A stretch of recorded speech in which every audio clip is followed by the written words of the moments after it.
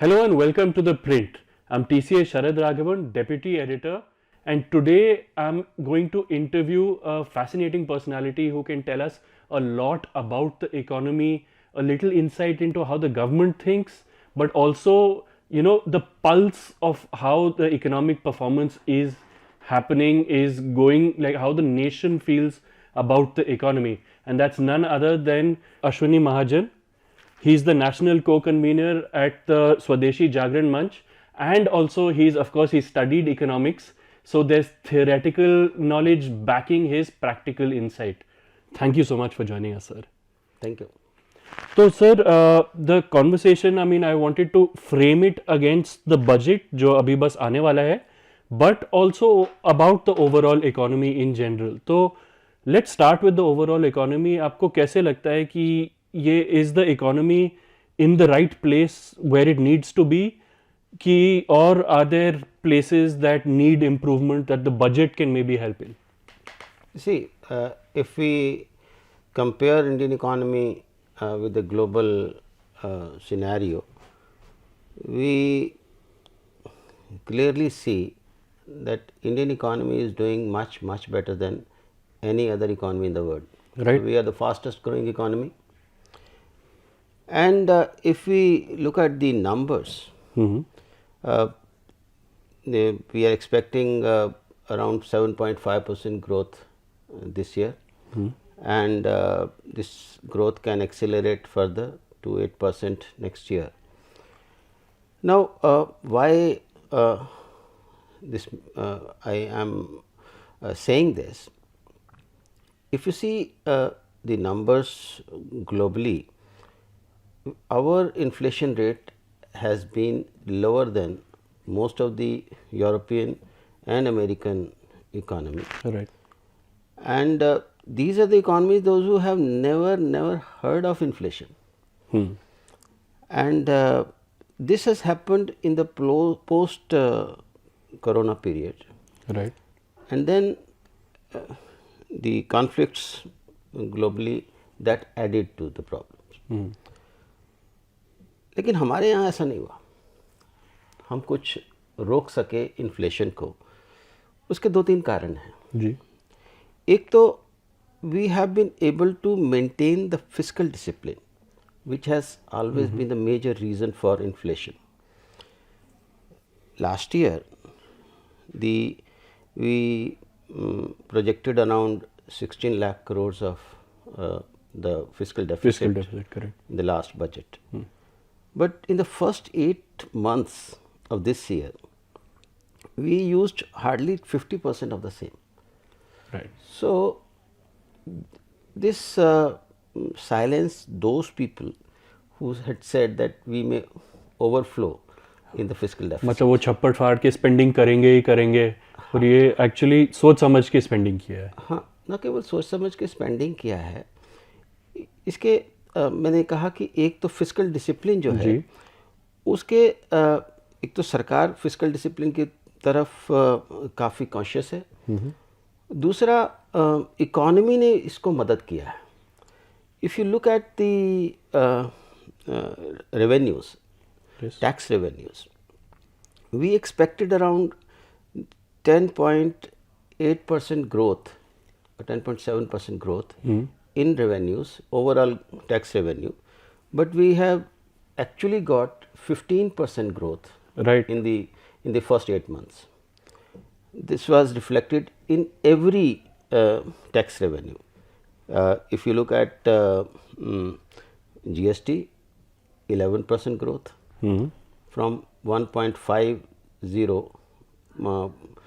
average 1.50 lakh crores every month. Right. We have achieved 1.66.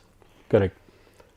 And similar is the situation with the corporate tax, which has shown around 30% growth, then personal income tax again 20% growth, and so on. Therefore, we could spend more, but at the same time not impact the deficit. हाँ. So, this is one. It was not that government was withdrawing from expenditure. Yes, there was some reduction in the or we could not spend equivalent to what we projected in capital expenditure, but this government had been spending for the last so many years since Corona period on capex. So there is no look back on expenditure.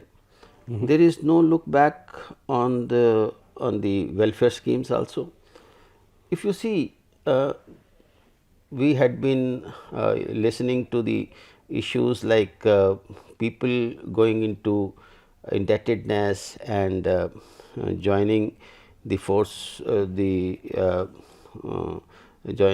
and Narega pushed into the poverty. Like 2005 report by Planning Commission, Right. then 2013 report of PHFI, and so on. They had always been indicating at people getting pushed towards poverty because of the expenditure on health. But this government brought a very novel scheme of Ayushman Bharat, which could stop people going towards poverty for that reason. Then this government could spend more on housing. 4 crore houses have been built, or 3 crores plus have been built, and others are in the pipeline.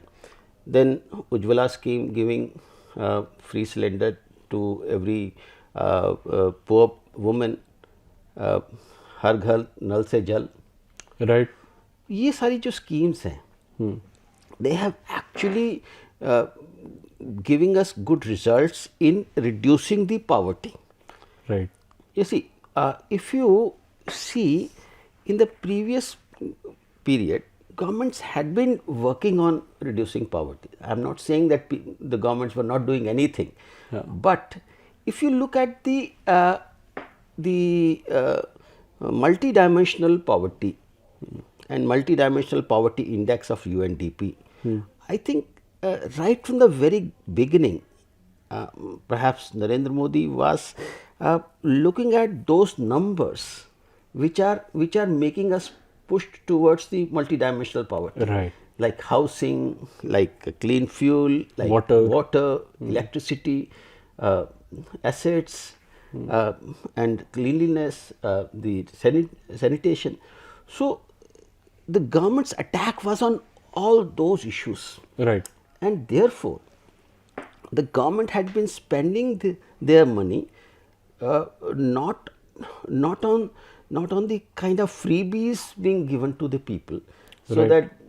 that also makes the people happy, but actually improving their standard of living. Look at the person who was living in a slum in the urban areas like Kalkaji.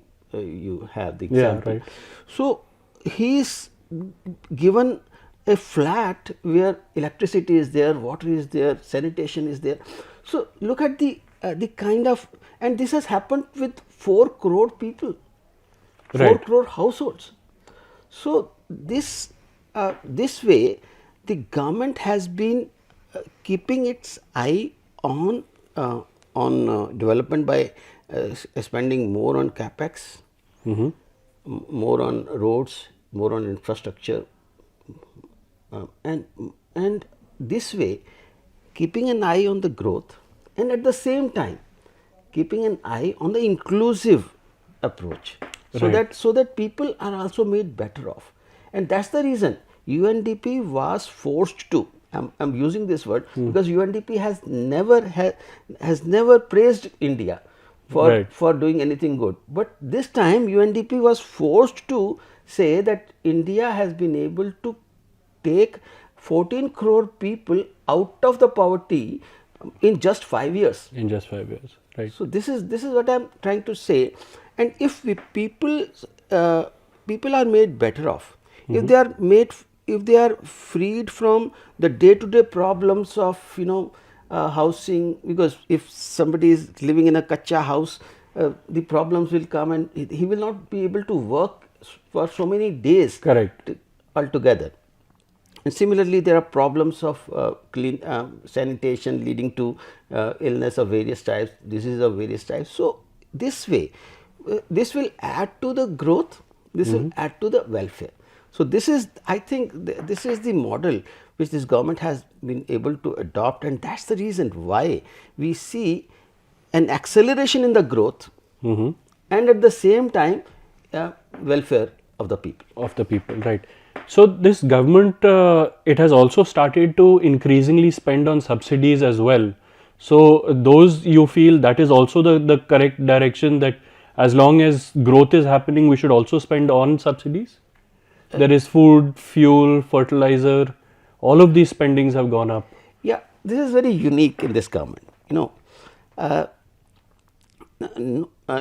I was reading, I was going through a report in which the former Prime Minister, Dr. Manmohan Singh, was saying that, you know, Supreme Court had suggested us and has instructed us to give free food to all the poor people. But this government will not be able to do that.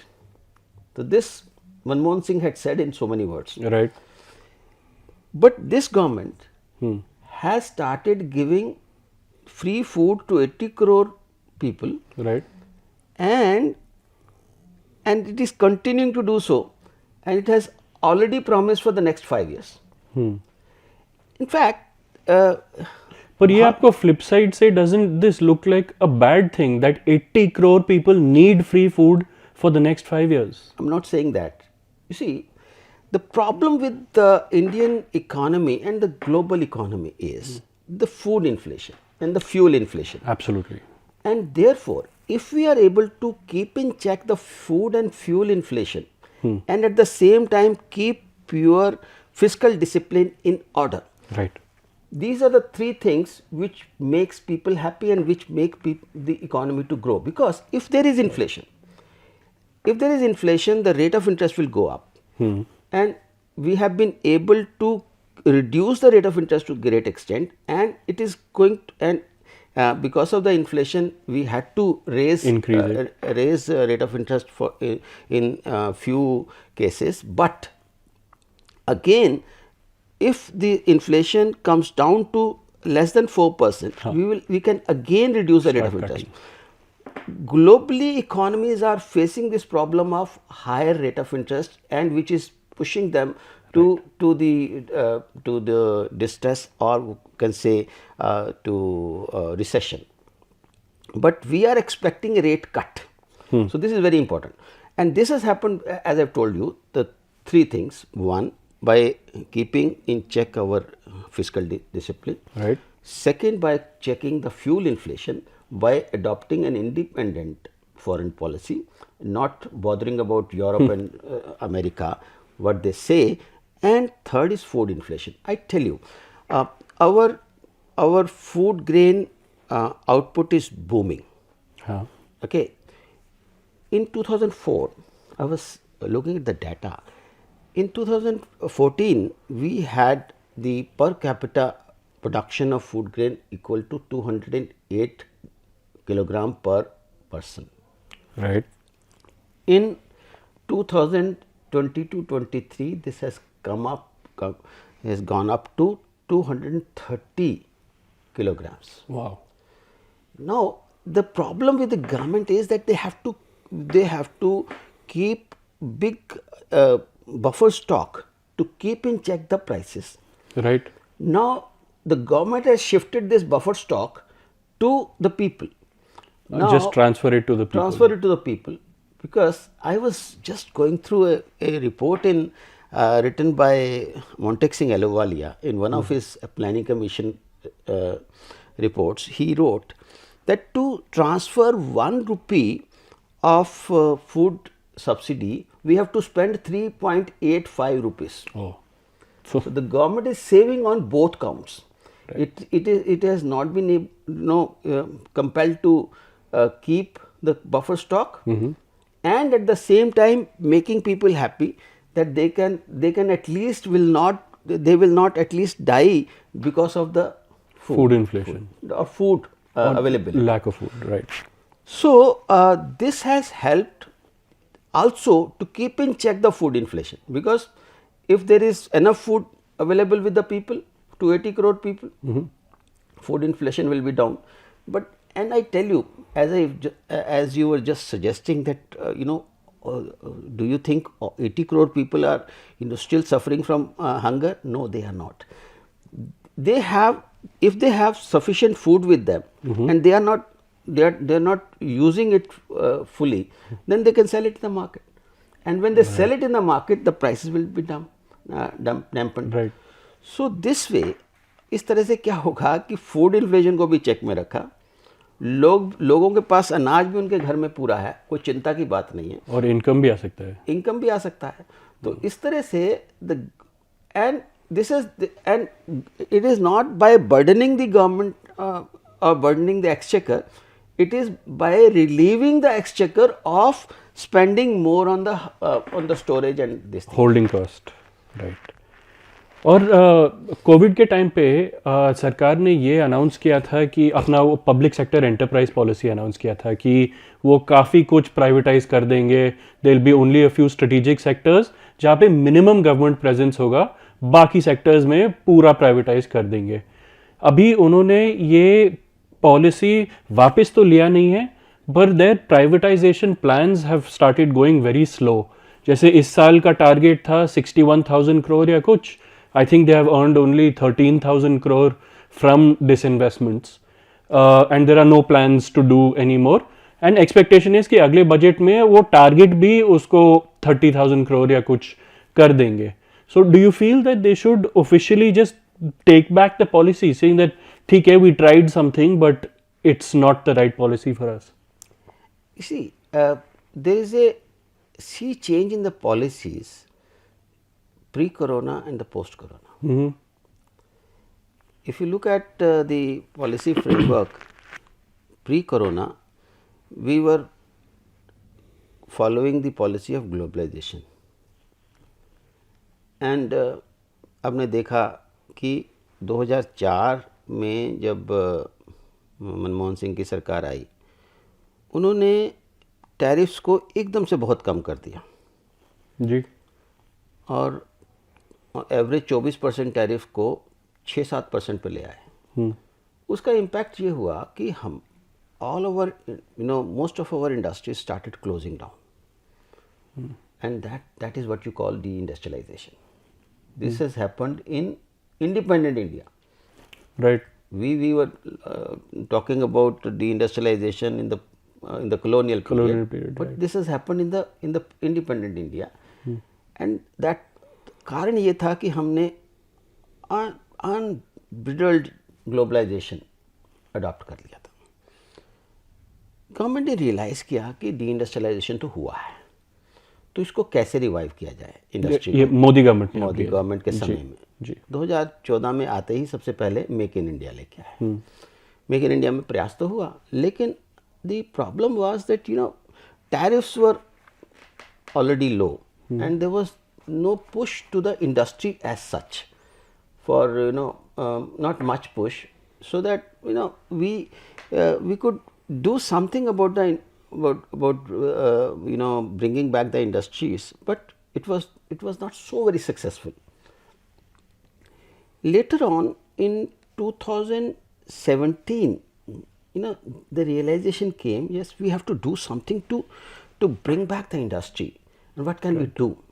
So then at that point of time it was thought that we can raise tariffs, impose anti-dumping duties, and do whatever we can for restricting the imports, especially from China.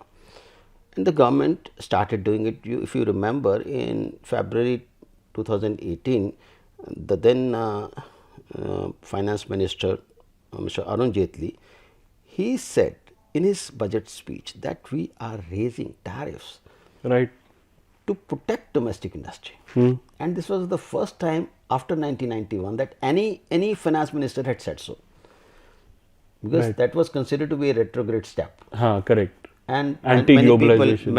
Many people from outside, those who were sent out earlier, so they started writing articles in the national newspapers that the government is doing something very wrong. But if you see, we could revive our telecom industry, we could revive our mobile phone industry, and instead of we were importing huge amount of our smartphones. Now we started exporting them. It reached around $7 billion of export of this, and similarly other things also started happening. So the government could realize that yes, this was a right policy, and this is what we can follow. And Corona, this COVID-19 gave us a big push that yes, there is no other option except to make India Atmanirbhar. So from there, from 12th May 2020, the policy of Atmanirbhar Bharat came. Yes. And I want to connect this policy of disinvestment with Atmanirbhar Bharat, because whatever disinvestment was occurring, if you look at the offloading of shares by the private banks promoters, that was all going to the foreigners. They were all foreigners were purchasing. Right. Swadeshi Jagaran Manch at that point of time raised this issue that this should stop, because we can't afford to give our private banks to in the foreign hands. Already these are a big percentage of our shareholdings of the private banks are already with the foreigners. We can't afford any more. And if you see the disinvestment, the government had said that at that point of time that we will be disinvesting in this bank, two banks at least. Yes. But again the realization, I think the realization was that who can purchase, if we start asking our industrialists, who can purchase State Bank of India? Nobody. So but there were smaller banks that they were planning. SBI तो बहुत ही बड़ा है. But public sector banks are not small banks. जी. If you look at Punjab National Bank or any other public sector banks, they are all big banks. So no big bank can be purchased by any big industrialist in India. And why? And there is always a kind of apprehensions of industrialists purchasing banks, and that is no good. Right. So if our industrialists cannot purchase, should we give it to the foreigners? Foreign industrialists? Should not. And in fact, Swadeshi Jagaran Manch had always been saying that this is not a good policy of disinvesting via strategic partnership route. Swadeshi Jagaran Manch as such has never been against the disinvestment. The only objection is about the procedure with which we disinvest. Now you see, if State Bank of India shares are held by the President of India, and if President of India sells these shares in the market, and Sharad and Ashwani purchase them, right, and millions of people purchase them, so all the benefit of growth in the economy in the banking sector will accrue to us. I see. So you're saying instead of one institutional buyer, you have the public purchasing it. So if this disinvestment is done through that, and in fact the government had realized this, and slowly and steadily this will happen. And I feel there's too much of control by the government officials on the public sector institutions, may it be banks or others. It's no good, because they should work independently, autonomously, and we have seen like L&T. L&T is a pride of India.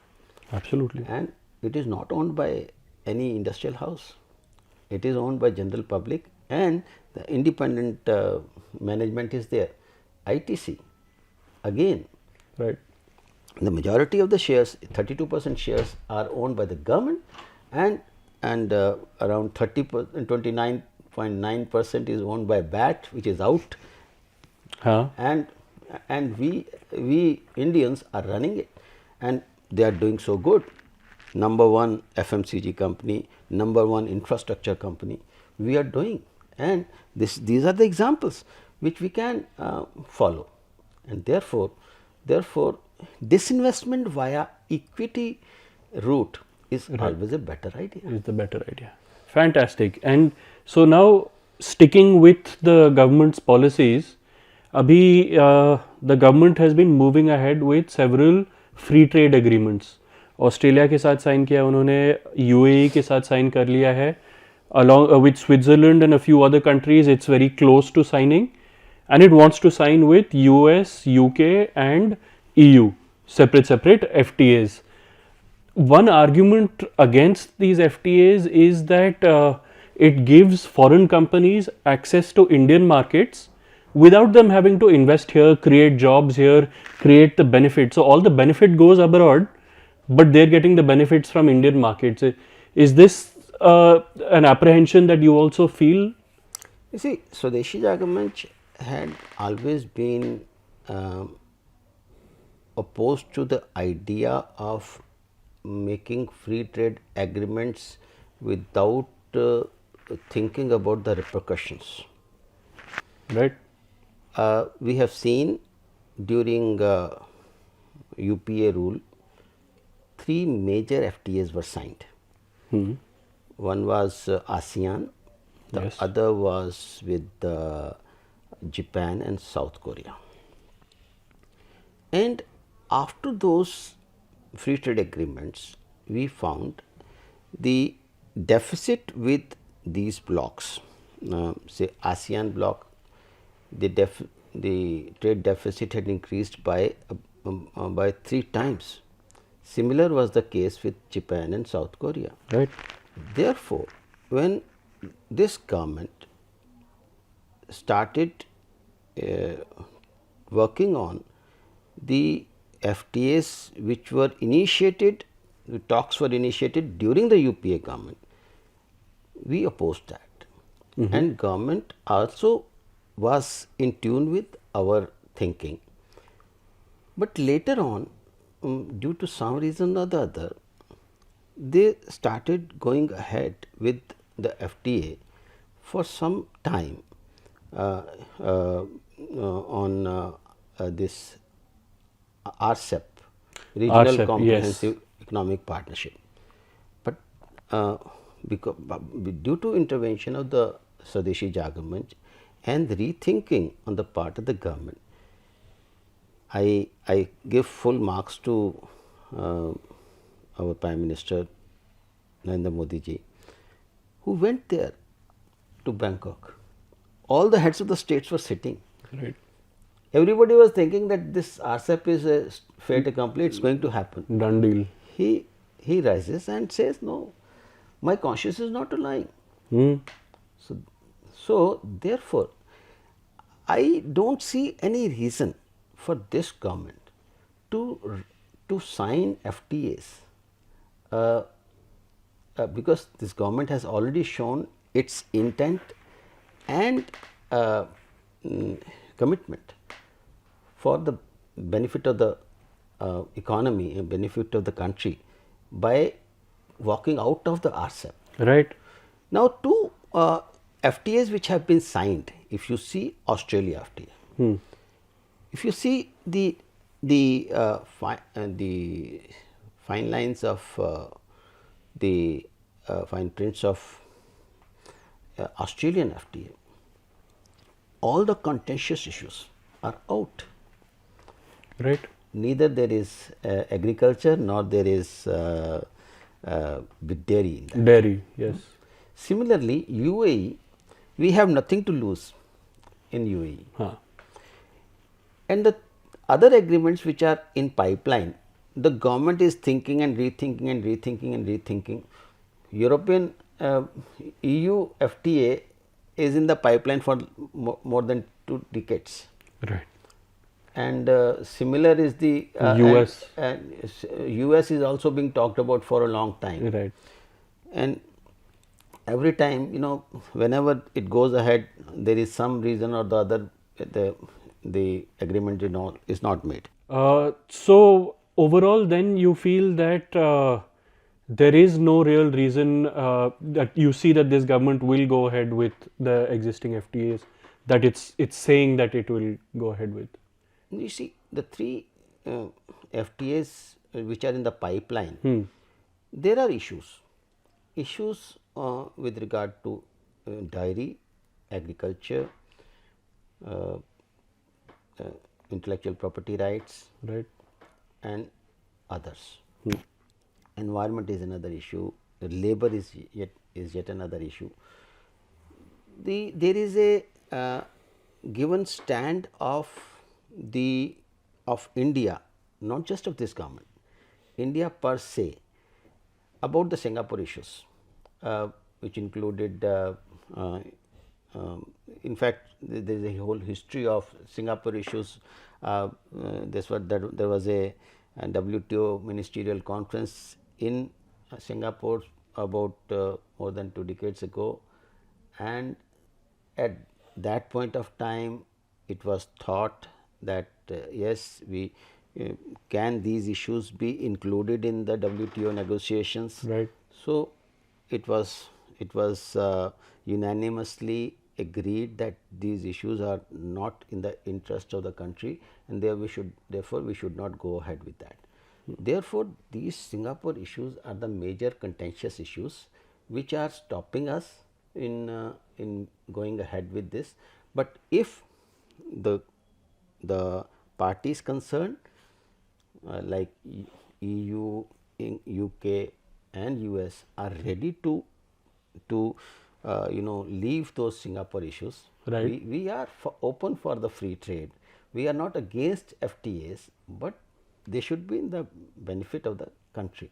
If we are forced to change our patent laws, which are not in the interest of the public health, if we are forced to change our patent laws which are not in the interest of our agriculture, if we are forced to introduce labor standards which are not in our interest, if we are forced to we are for gender equality, but nobody should tell us that you have to do this way.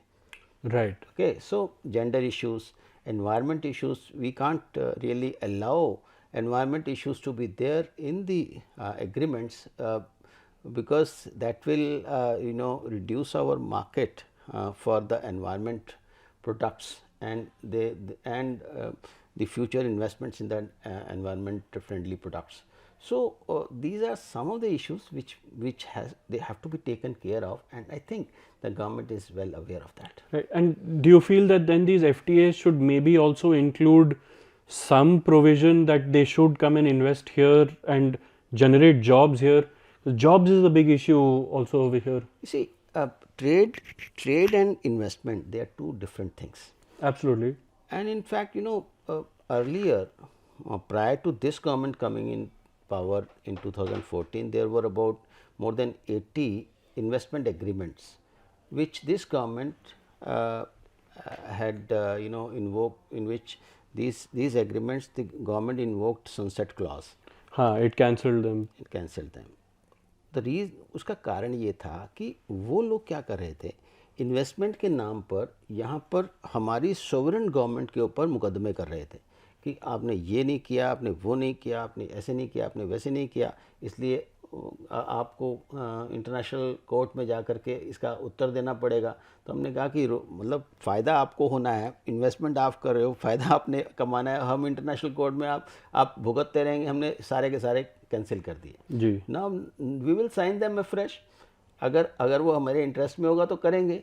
जो पुरानी सरकारों ने, मैं आपको यहाँ पर मैं किसी सरकार के बारे में कहना नहीं चाहता था, लेकिन यहाँ पर मैं आपको बताना चाह रहा हूँ कि ऐसे एग्रीमेंट्स किए जिसमें सनसेट क्लॉज ही नहीं थी. मतलब परमानेंट ऐसे ही. आसियान का जो है जिसके कारण 3 गुना हमारा ट्रेड डेफिसिट हो गया, उसमें सनसेट क्लॉज नहीं है. और sir, government of India is trying to renegotiate that, but we are finding it difficult कि कैसे उसको रीनेगोशिएट करें. आसियान के कारण अब ये प्रॉब्लम हो रही है कि सारी की सारी चाइनीज़ कंपनीज जो हैं वो आसियान देशों में आकर के बैठ गई हैं और वहाँ से यहाँ एक्सपोर्ट करती हैं और हमारी इंडस्ट्री को बुरा हाल कर रही हैं. उनको जीरो टैरिफ पर हमें यहाँ पर लाना पड़ रहा है. और जब पिछली बार आज से 3-4 साल पुरानी बात है, जब आसियान देशों की एक मीटिंग में अपने कॉमर्स मिनिस्टर पीयूष गोयल जी गए थे। उन्होंने वहाँ से मुझे मैसेज किया कि देखो हमने इसको रीनेगोशिएट करने के लिए उनको मनवा लिया है, लेकिन बहुत टाइम लगता है इसमें, it takes too much of time. So we are suffering because of those agreements. So I must say that whether they were the investment agreements or they were free trade agreements, they were not in the best interest of the country, and that's why we are worried. And वो कहते हैं कि दूध का जला छाछ को भी फूंक फूंक कर पीता है, तो वी आर वरीड कि भी FTAs के कारण क्या हो सकता है। तो इसलिए धीरे धीरे चल रहा है, धीरे धीरे चलना चाहिए, और इसलिए गवर्नमेंट भी धीरे धीरे चल रही है। Right. And sir now final question, keeping budget in mind, अभी बस आने ही वाला है budget, so what would you like to see happening in this budget?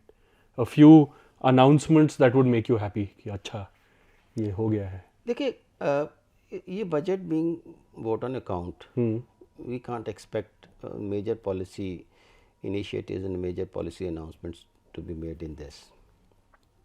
But yes, continuation of the previous policies, continuation of the previous programs, capital expenditure पे, and all that, you know, nation doesn't stop, of course, and elections come and go, लेकिन nation तो चलता ही रहेगा ना जी। तो इसलिए जो सरकार अभी मान लिया कुछ लोगों की हाउसिंग की फंडिंग है, उसको फंड्स प्रोवाइड करने हैं, या उज्ज्वला स्कीम में फंड्स प्रोवाइड करने हैं, या इंफ्रास्ट्रक्चर में हमारी जो इंफ्रास्ट्रक्चर स्कीम्स चल रही हैं, जगह जगह पर इंफ्रास्ट्रक्चर बन रहा है, चाहे वो रेल है, रोड है, वाटरवेज हैं, और हमारे कुछ इंटरनेशनल एग्रीमेंट्स हैं। अभी हमने IMEC भी अनाउंस किया है, उसके लिए भी funds.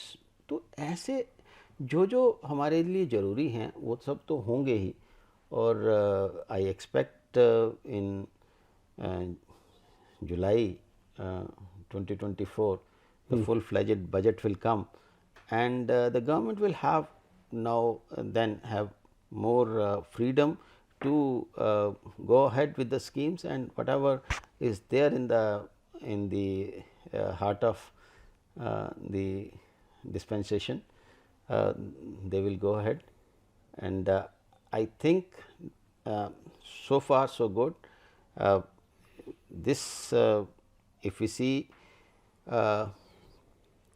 the fiscal front, already our revenues are booming, and I see no reason that they will in the next year they will in any case lesser than that, they will Correct. further grow. Similarly, the government schemes are also doing very well, but yes, we as the full-fledged government after the elections, I think that will be the government will be able to and will have more funds, and as I see this budget is of 45 lakh crores plus, the next budget should be no less than 52 lakh crores. That is the July budget. Yeah. Okay. Right. Perfect, sir. Thank you so much. That was comprehensive in every regard. Thank you so much for joining us. Thank you, Sharad. Thank you.